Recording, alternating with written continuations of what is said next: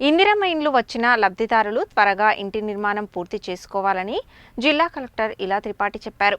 ఇంటి నిర్మాణ దశల ఆధారంగా ప్రభుత్వం బిల్లులు చెల్లిస్తుందని తెలిపారు.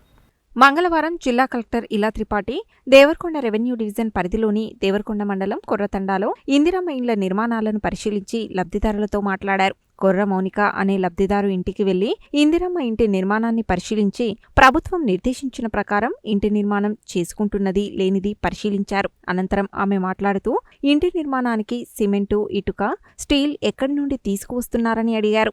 ఇంటి నిర్మాణంలో ఏమైనా ఇబ్బందులు ఉన్నాయా అని అడగగా దేవరకొండ నుండి ఇంటి నిర్మాణానికి అవసరమయ్యే సామాగ్రిని తెస్తున్నామని, ఇంటి నిర్మాణంలో తమకు ఎలాంటి ఇబ్బంది లేదని మౌనిక జిల్లా కలెక్టర్కు బదులిచ్చారు. బేస్మెంట్ బిల్లు వచ్చిందా అని అడగగా ₹1,00,000 తన అకౌంట్లో జమయ్యాయి అని మౌనిక తెలిపారు. కాగా ఇంటి నిర్మాణం లెంటల్ స్థాయికి వచ్చినందున రెండో విడత బిల్లును వెంటనే మంజూరు చేయాలని ఆమె పక్కనే ఉన్న గృహ నిర్మాణ శాఖ పీడీ రాజ్కుమార్ను ఆదేశించారు. ఇందిరమ్మ ఇండ్ల నిర్మాణ వివరాలను ఎప్పటికప్పుడు ఇందిరమ్మ ఇళ్ల యాప్లో అప్లోడ్ చేయాలని అసిస్టెంట్ ఇంజనీర్, డిప్యూటీ ఇంజనీర్లను ఆదేశించారు. లబ్ధిదారులు ఇందిరమ్మ ఇళ్ల నిర్మాణాలను త్వరగా ప్రారంభం చేసుకోవడం ఒక ఎత్తైతే, ఇంటి నిర్మాణాన్ని సాధ్యమైనంత త్వరగా పూర్తి చేసుకుంటే విడతల వారీగా ప్రభుత్వం బిల్లులను వెంటనే విడుదల చేస్తుందని, నిర్మాణం పూర్తయిన ఇండ్ల వివరాలను అధికారులు ఎప్పటికప్పుడు యాప్లో అప్లోడ్ చేస్తే బిల్లుల చెల్లింపు సైతం అంతే వేగంగా జరుగుతుందని చెప్పారు.